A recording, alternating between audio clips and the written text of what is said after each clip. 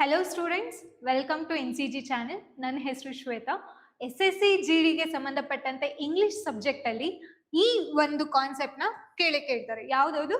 Reflexive pronoun. ಇವಾಗ SSC GD ಲಿ 20 questions ಏನ್ ಬರುತ್ತೋ ಅದರಲ್ಲಿ ರಿಫ್ಲೆಕ್ಸಿವ್ ಪ್ರೊನೌನ್ ಬಗ್ಗೆ ಕೂಡ ಕ್ವಶನ್ಸ್ ಬರುತ್ತೆ. ಸೊ ಅದಕ್ಕೆ ಸಂಬಂಧಪಟ್ಟಂತೆ ನಾನು ನಿಮ್ಗೆ ಇದ್ರ ಬಗ್ಗೆ ಟೀಚ್ ಮಾಡ್ತಿದ್ದೀನಿ. ಇದು ನಿಮಗೆ 2 ಪಾರ್ಟ್ ಇರ್ತಾ ಹೋಗುತ್ತೆ. ಪಾರ್ಟ್ 1 ಅಲ್ಲಿ ನಿಮಗೆ ಅದರದ್ದು ಯೂಸೇಜ್ ಬಗ್ಗೆ ಮಾತಾಡ್ತೀನಿ. ಪಾರ್ಟ್ 2 ನ ಅದು ಅಪ್ಲಿಕೇಶನ್ ಹೇಗ್ ಮಾಡ್ಕೊಳ್ಬೇಕು ಮತ್ತೆ ಅದ್ರ ರಿಲೇಟೆಡ್ ಕ್ವಶನ್ಸ್ ನಾನು ಡಿಸ್ಕಸ್ ಮಾಡ್ತಿದ್ದೀನಿ. ಅಂಡ್ ಅದ್ರ ಜೊತೆಗೆ ನಮ್ಮ ಸಂಸ್ಥೆ ವತಿಯಿಂದ ಹೊಸದಾಗಿ NCG SSC banking and RRB Telegram channel ಮತ್ತೆ ಯೂಟ್ಯೂಬ್ ಚಾನಲ್, ಇವಾಗ ಏನ್ ನೀವು ನೋಡ್ತಿದ್ದೀರಾ ಸೇಮ್ ಯೂಟ್ಯೂಬ್ ಚಾನೆಲ್ ನಾವು ಲಾಂಚ್ ಮಾಡಿದೀವಿ. ಸೊ ಇದೊಂದು ಹೊಸ ಇನಿಷಿಯೇಟಿವ್ಸ್ ಆಗಿರುತ್ತೆ.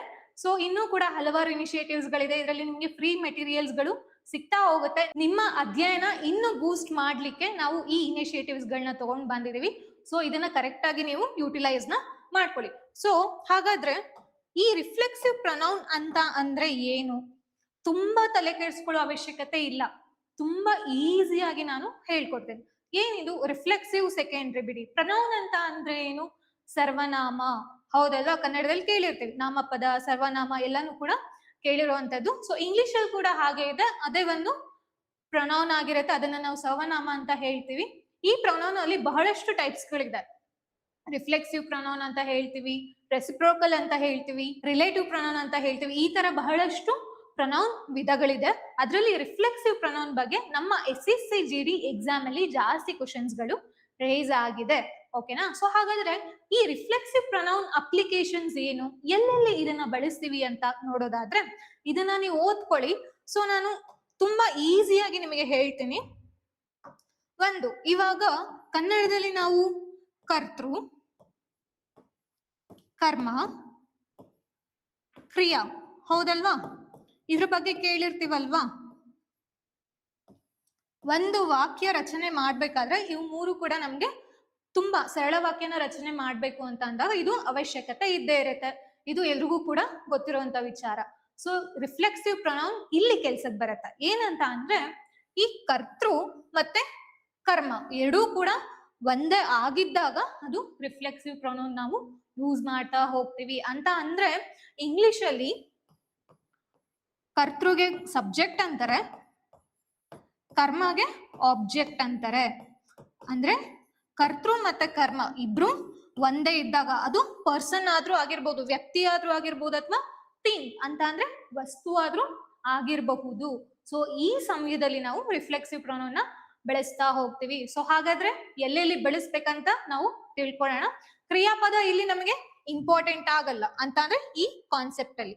ಸೊ ನೋಡಿ ಹಾಗಾದ್ರೆ ಎಲ್ಲೆಲ್ಲಿ ಬೆಳೆಸ್ತೀವಿ ಅಂತ. ತುಂಬಾ ಯೂಸೇಜ್ ಏನಿಲ್ಲ, 1-2 ಯೂಸೇಜ್ ಇದೆ. ಅದು ಯಾವುದು ಅಂತ ಅಂದ್ರೆ, ಒಂದು ಕ್ರಿಯೆ ಏನಾಗಿರುತ್ತೋ ಆ ಕ್ರಿಯೆನ ಈ ಸಬ್ಜೆಕ್ಟ್ ಕರ್ತೃ ಏನ್ ಮಾಡಿರ್ತಾರೆ ಅಂತ ಅಂದ್ರೆ ತಮ್ಮಷ್ಟಕ್ಕೆ ತಾವೇ ಮಾಡ್ಕೊಂಡಿರುವಂತದ್ದು. ಫಾರ್ ಎಕ್ಸಾಂಪಲ್, ಇವಾಗ ನೀನಾ ಲವ್ಸ್ ಹರ್ ಸೆಲ್ಫ್ ಅಂತ ಹೇಳ್ತಿರುವಂತದ್ದು. ಅಂತ ಅಂದ್ರೆ ಒಂದ್ ಹುಡ್ಗಿ ನೀನಾ ಅಂತ ಕೊಟ್ಟಿದ್ದಾರೆ, ಅವಳು ಇಷ್ಟ ಪಟ್ಕೋತಾಳೆ. ಓಕೆನಾ? ಸೊ ನೆಕ್ಸ್ಟ್ ನೋಡಿ, I cut my self while shaving. ನಾನು ಶೇವ್ ಮಾಡ್ಕೋಬೇಕಾದ್ರೆ ಕಟ್ ಮಾಡ್ಕೊಂಡೆ. ಅಲ್ಲಿ ಏನಾಗ್ತಿದೆ, ಕರ್ತೃ ಪದನು ಅವರೇ, ಕರ್ಮ ಪದನು ಕೂಡ ಅವರೇ ಆಗಿರ್ತಾರೆ. ಸೊ ಹಾಗಾದ್ರೆ ರಿಫ್ಲೆಕ್ಸಿವ್ ಪ್ರೊನೌನ್ ಎಕ್ಸಾಂಪಲ್ಸ್ ನ ನೋಡಿ. ಶಿ ಬಂತು ಅಂದ್ರೆ ಹರ್ ಸೆಲ್ಫ್ ಇದೆ, ಐ ಬಂತು ಅಂದ್ರೆ ಮೈ ಸೆಲ್ಫ್ ಇದೆ, ಇದ್ರ ಜೊತೆಗೆ ಹಿ ಬಂತು ಅಂದ್ರೆ ಹಿಮ್ಸೆಲ್ಫ್ ಇದೆ. ಸೊ ಈ ತರ ಹಾಗಾದ್ರೆ ದೇ ಬಂತು ಅಂದ್ರೆ ಏನ್ ಬರುತ್ತೆ, ವಿ ಬಂತು ಅಂದ್ರೆ ಏನ್ ಬರುತ್ತೆ, ಅದನ್ನು ಕೂಡ ನಾವು ತಿಳ್ಕೊಳ್ಳೋಣ. ಇನ್ನೊಂದಷ್ಟು ಎಕ್ಸಾಂಪಲ್ಸ್ ನ ನೋಡೋದಾದ್ರೆ, he blamed himself for the mistake ಅಂತ ಇದೆ. ಅಂತ ಅಂದ್ರೆ ಏನೋ ಒಂದ್ ತಪ್ಪಾಗಿರುತ್ತೆ, ಇಲ್ಲ ಗುರು ಅದು ನಂದೇ ತಪ್ಪು ಅಂದ್ರೆ ಅವನ ಬಗ್ಗೆ ಅವನೇ ಬ್ಲೇಮ್ ಮಾಡ್ಕೊಳ್ತಿದ್ದಾನೆ, ಆ ಅಪವಾದನ್ನ ಅವನೇ ಹೊರಿಸ್ಕೊಂತಿದ್ದಾನೆ, ತನ್ ಮೇಲೆನೆ ಅವನು ಹೊರಿಸ್ಕೊಂತಿದ್ದಾನೆ. ಓಕೆನಾ? ಸೊ ನೆಕ್ಸ್ಟ್ ನೋಡಿ, the child hurt himself while playing ಅಂತ ಕೇಳ್ತಿರುವಂತದ್ದು. ಅಲ್ಲಿ ಈ ಮಗು ಅನ್ನೋದು ಹೀನಾ ಶೀನಾ ಗೊತ್ತಿಲ್ಲ. ಅಂತ ಅಂದ್ರೆ ಮಗು ಹುಡುಗನ ಅಥವಾ ಹುಡುಗಿನ ಅನ್ನೋದು ನಮ್ಗೆ ಗೊತ್ತಿಲ್ಲ. ಬಟ್ ನಾವು ಡಿಫಾಲ್ಟ್ ಆಗಿ ಯಾವ್ದನ್ನ ಯೂಸ್ ಮಾಡ್ತೀವಿ, ಹಿಮ್ಸೆಲ್ಫ್ ಅನ್ನೋದನ್ನ ಯೂಸ್ ಮಾಡ್ಬೇಕಾಗತ್ತೆ. ಅಲ್ಲಿ ಜೆಂಡರ್ ಏನಾದ್ರು ಸ್ಪೆಸಿಫೈ ಆಗ್ತಿಲ್ಲ ಅಂತಾದ್ರೆ ನಾವು ಏನ್ ಮಾಡ್ಬೇಕಾಗತ್ತೆ, ಮೇಲ್ ಜೆಂಡರ್ ನ ನಾವು ಬಳಸ್ಬೇಕಾಗತ್ತೆ. ಓಕೆನಾ? So child hurt himself while playing ಅಂತ ಅಂದ್ರೆ ಮಗು ಆಟ ಆಡ್ಬೇಕಾದ್ರೆ ತನ್ನಷ್ಟಕ್ಕೆ ತಾನೇ ಏನ್ ಮಾಡ್ಕೊಳ್ತು, ಏಟ್ ಮಾಡ್ಕೊಳ್ತು ಅಂತ. ಓಕೆನಾ? ಸೊ ಪ್ರೊನೌನ್ ಅಂತ ಅಂದ್ರೆ ಏನು ಅಂತ ಗೊತ್ತಾಯ್ತು. ರಿಫ್ಲೆಕ್ಸಿವ್ ಪ್ರೊನೌನ್ ಯಾವಾಗ ಯೂಸ್ ಮಾಡ್ಬೇಕು ಅಂತ ಗೊತ್ತಾಯ್ತು. ಅದ್ರಲ್ಲಿ ಯೂಸೇಜ್ ಒಂದ್ ಯಾವುದು, ಇದು ತನ್ನಷ್ಟಕ್ಕೆ ತಾನೇ ಮಾಡ್ಕೊಂಡಾಗ ಒಂದು ಬೆಳೆಸುವಂತದ್ದು. ಸೊ ಹಾಗಾದ್ರೆ ಇನ್ನೊಂದ್ ಏನಪ್ಪಾ ಅಂತ ಅಂದ್ರೆ ಆ ಕ್ರಿಯೆನ ಇನ್ನೊಂದು ಹೇಳ್ಬೇಕು, ರಾಂಗ್ ಯೂಸೇಜ್ ಮಾಡುವಂಥದ್ದು. ಫಾರ್ ಎಕ್ಸಾಂಪಲ್ ಇವಾಗ ನೀನಾ ಲವ್ಸ್ ನೀನಾ ಅಂತ ಹೇಳುವಂಥದ್ದು. ಓಕೆನಾ? ಸೊ ನೀನಾ ಲವ್ಸ್ ನೀನಾ ಅಂತ ಹೇಳುವಂಥದ್ದು ಇಲ್ಲಿ ಬರಬಾರ್ದು, ಮತ್ತೆ ನೀನಾ ಅಂತ ಬರಬಾರ್ದು. ನಮಗೆ ರಿಫ್ಲೆಕ್ಸಿವ್ ಪ್ರೊನೌನ್ ಬಗ್ಗೆ ಗೊತ್ತಿದೆ ಅಲ್ವಾ? ಸೊ ರಿಫ್ಲೆಕ್ಸಿವ್ ಪ್ರೊನೌನ್ ಬಗ್ಗೆ ಗೊತ್ತಿತ್ತು ಅಂದ್ರೆ ಮತ್ತೆ ಯಾಕೆ ಅದೇ ರಿಪೀಟ್ ಆಗ್ಬೇಕು? ನೀನಾ ಲವ್ಸ್ ಹರ್ ಸೆಲ್ಫ್ ಅಂತ ಹಾಕೋಬಹುದಲ್ವಾ? ನೆಕ್ಸ್ಟ್ ಐ ಕಟ್ ಮೀ ಅಂತ ಹೇಳುವಂಥದ್ದು. ಮೀ ಅನ್ನೋದು ನಮ್ಗಿಲ್ಲಿ ಪರ್ಸನಲ್ ಪ್ರೊನೌನ್ ಆಗುತ್ತೆ. ಓಕೆನಾ? ಪರ್ಸನಲ್ ಪ್ರೊನೌನ್ ಆಗ್ತಾ ಹೋಗುತ್ತೆ. ಯಾವ್ಯಾವ ಪ್ರೊನೌನ್ಗಳು ಎಲ್ಲೆಲ್ಲಿ ಯೂಸ್ ಮಾಡ್ಬೇಕು ಅನ್ನೋದು ಕೂಡ ನಮ್ಗೆ ಗೊತ್ತಿರ್ಬೇಕಾಗತ್ತೆ.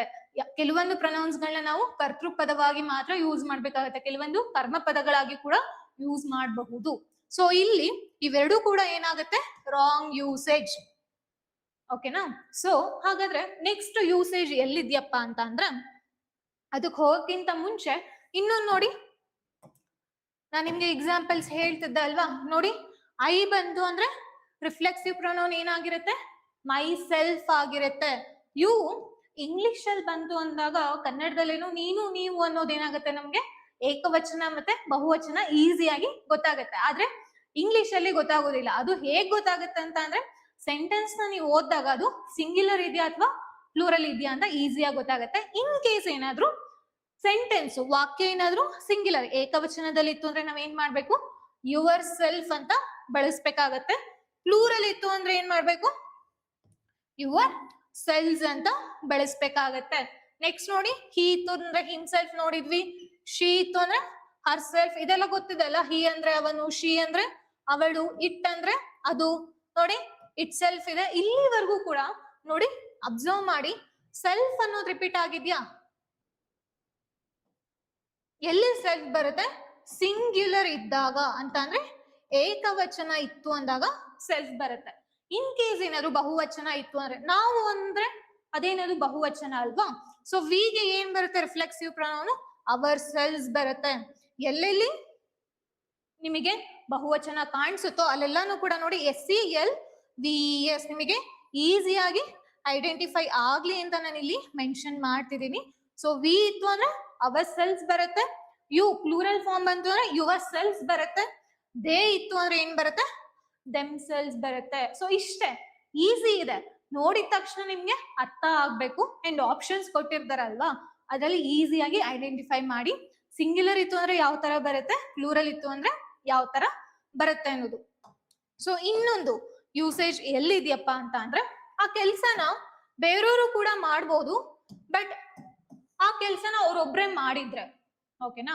ಸೊ ಫಾರ್ ಎಕ್ಸಾಂಪಲ್ ಇವಾಗ I wash the car my self ಅಂತ ಇದೆ. ಈಗ ಕಾರ್ ವಾಶ್ ಮಾಡೋಕೆ ಮನೇಲಿ ಬಂತು ಅಂದಾಗ ಯಾರು ಬೇಕಾದ್ರೂ ವಾಶ್ ಮಾಡ್ಬೋದು, ಅಥವಾ ಇಬ್ರು ಮೂರು ಜನ ಕೂಡ ವಾಶ್ ಮಾಡ್ಬೋದು. ಆದ್ರೆ ಅವ್ರೊಬ್ರೇ ಆ ಕೆಲ್ಸನ ಮಾಡಿದ್ದಾರೆ ಅಂತ ಅಂದಾಗ ನಾವು ಅಲ್ಲಿ ರಿಫ್ಲೆಕ್ಸಿವ್ ಪ್ರೊನೌನ್ ನ ಯೂಸ್ ಮಾಡ್ಬೇಕಾಗತ್ತೆ. ಒಬ್ರೇ ಆ ಕೆಲ್ಸನ ಮಾಡಿರ್ಬೇಕು. ಓಕೆನಾ? ಸೊ ನೋಡಿ, ಕಾರ್ನ ನಾನು ನನ್ನಷ್ಟಕ್ಕೆ ನಾನೇ ವಾಶ್ ಮಾಡಿದೆ, ನಾನು ಒಬ್ನೇ ವಾಶ್ ಮಾಡಿದೆ.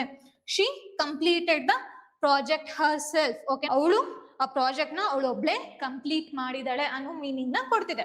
The principal himself address the students ಅಂತ ಅಂದ್ರೆ, ಮಕ್ಕಳು ಅಂತ ಅಂದ್ರೆ ವಿದ್ಯಾರ್ಥಿಗಳ ಕುರಿತಾಗಿ ಮಾತಾಡಿದ್ ಯಾರಪ್ಪ ಅಂತ ಅಂದ್ರೆ ಪ್ರಿನ್ಸಿಪಲ್ ಒಬ್ರೇ ಅಂತ. ಓಕೆನಾ? ಸೊ ಈ ತರ ಮೀನಿಂಗ್ ನ ಏನ್ ಕೊಡುತ್ತೆ, ರಿಫ್ಲೆಕ್ಸಿವ್ ಪ್ರೊನೌನ್ ಕೊಡ್ತಾ ಹೋಗುತ್ತೆ. ಇದ್ರ ಮೀನಿಂಗ್ ಏನಪ್ಪಾ, ಅಟ್ ಲಾಸ್ಟ್ ಅಂತ ತಗೊಂಡಾಗ ಒಂದು ಒಬ್ರೆ ಅಲೋನ್ ಆಗಿ ಅಥವಾ ಪರ್ಸನಲ್ ಆಗಿ ನಾವು ಒಬ್ರೆ ಆ ಕೆಲ್ಸನ ಮಾಡಿದಾಗ ನಾವು ರಿಫ್ಲೆಕ್ಸಿವ್ ಪ್ರೊನೌನ್ ನ ಯೂಸ್ ಮಾಡ್ಬೇಕಾಗತ್ತೆ. ಓಕೆನಾ? ಸೊ ಹಾಗಾದ್ರೆ ಬೇರೆ ಇನ್ನೆಲ್ಲೆಲ್ಲಿ ಬಳಸ್ತೀವಿ ನೋಡಿ, ಇದು ನಿಮಗೆ ಕಾಣಿಸ್ತಿದೆ ಅಂತ ಅನ್ಕೊಳ್ತೀನಿ. ಅಂಡ್ ಅದಕ್ಕೆ ಎಕ್ಸಾಂಪಲ್ಸ್ ಕೂಡ ನಾನು ಹಾಕಿದೀನಿ ನೋಡಿ. ಆಫ್ಟರ್ ಸರ್ಟೈನ್ ವರ್ಬ್ಸ್, ಕೆಲವೊಂದು ಕ್ರಿಯಾಪದಗಳ ಆದ್ಮೇಲೆ ನಾವು ಏನ್ ಮಾಡ್ಬೇಕಾಗತ್ತೆ, ರಿಫ್ಲೆಕ್ಸಿವ್ ಪ್ರೊನೌನ್ ನ ಯೂಸ್ ಮಾಡ್ಬೇಕಾಗತ್ತೆ. ಹಾಗಾದ್ರೆ ಯಾವ್ಯಾವುದು ಆ ಕ್ರಿಯಾಪದಗಳಂತ ನೋಡೋದಾದ್ರೆ, ಎಂಜಾಯ್ ಆನಂದಿಸು, ನಾನು ನಿಮ್ಗೆ ಕನ್ನಡ ಮೀನಿಂಗ್ ಕೂಡ ಹಾಕಿದೀನಿ. ಎಂಜಾಯ್ ಯುವರ್ ಸೆಲ್ಸ್ ಅಂತ ಹೇಳುವಂಥದ್ದು. ಬ್ಲೇಮ್ ಅಪವಾದ ಹೊರಿಸೋ ಅಂತದ್ದು.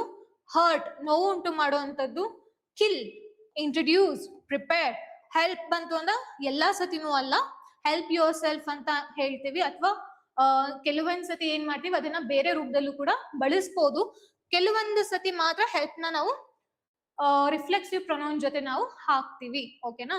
ಸೊ ಈ ಕ್ರಿಯಾಪದಗಳ ಜೊತೆ ನಾವ್ ಏನ್ ಮಾಡ್ತೀವಿ, ರಿಫ್ಲೆಕ್ಸಿವ್ ಪ್ರೊನೌನ್ ನ ಜಾಸ್ತಿ ಬಳಸುವಂತದ್ದು. ಎಕ್ಸಾಂಪಲ್ ನೋಡಿ, please introduce your self. For example, ಇವಾಗ ನೀವು ಇಂಟರ್ವ್ಯೂಗೆ ಹೋಗಿರ್ತೀರಾ ಅಂತ ಅನ್ಕೊಂಡ್ರೆ, ಅಪೋಸಿಟ್ ಪರ್ಸನ್ ಅಂತಂದ್ರೆ ನಿಮ್ಮ ಇಂಟರ್ವ್ಯೂ ಮಾಡೋದಕ್ಕೆ ಕೂತಿರ್ತಾರೆ ಗೊತ್ತಾ, ಅವ್ರೇನ್ ಹೇಳ್ತಾರೆ, ಪ್ಲೀಸ್ ಇಂಟ್ರಡ್ಯೂಸ್ ಯುವರ್ ಸೆಲ್ಫ್ ಅಂತ ಅಂದಾಗ ನಿಮ್ಮನ್ನ ನೀವು ಪರಿಚಯ ಮಾಡ್ಕೊಡ್ಬೇಕಾಗತ್ತೆ. ನಿಮ್ ಹೆಸರು, ನಿಮ್ ಊರು, ನಿಮ್ಮ ಅಪ್ಪ ಅಮ್ಮ, ನೀವೇನ್ ಮಾಡ್ಕೊಂಡಿದ್ರಿ, ಪ್ರತಿಯೊಂದು ಕೂಡ ಡೀಟೇಲ್ ಹೇಳ್ಬೇಕಾಗತ್ತೆ. Next, enjoy yourself at the party.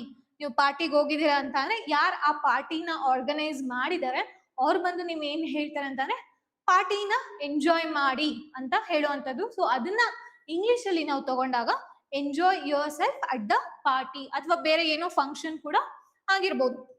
He blamed himself for the failure.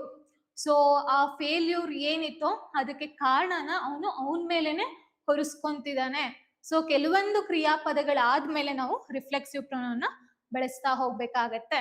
ಓಕೆನಾ? ಸೊ ಹಾಗಾದ್ರೆ ಇನ್ನ ಇದ್ರ ಬಗ್ಗೆ ನಾವು ನೋಡೋದಾದ್ರೆ, ಸೊ ಹಾಗಾದ್ರೆ ಇದಕ್ಕೆ ಸಂಬಂಧಪಟ್ಟಂತೆ ನಾವು ಎಲ್ಲೆಲ್ಲಿ ಯೂಸ್ ಮಾಡಬಹುದು ಮತ್ತೆ ಎಲ್ಲೆಲ್ಲಿ ಯೂಸ್ ಮಾಡಬಾರ್ದು, ಇದಕ್ಕೆ ರಿಲೇಟೆಡ್ ಕ್ವಶನ್ಸ್ ಅಂತ ಅಂದ್ರೆ ಎಕ್ಸಾಮ್ ನಲ್ಲಿ MCQs ಯಾವ ತರ ಬರುತ್ತೆ ಅನ್ನೋದು ನಮಗೆ ಮೇಜರ್ ಆಗಿ ಗೊತ್ತಾಗ್ಬೇಕು. ಬರೀ ಕಲ್ತ್ಕೊಂಡ್ರೆ ಸಾಕಾಗಲ್ಲ ಅಲ್ಲ. ಸೊ ಅಪ್ಲಿಕೇಶನ್ ಅಂತ ತಗೊಂಡಾಗ ಕ್ವಶನ್ಸ್ ಯಾವ ತರ ಬರುತ್ತೆ ಅಂತ ಗೊತ್ತಾಗ್ಬೇಕಾಗತ್ತೆ. ಅದನ್ನ ನಾವು ನೆಕ್ಸ್ಟ್ ಪಾರ್ಟ್ ಅಲ್ಲಿ ನೋಡೋಣ.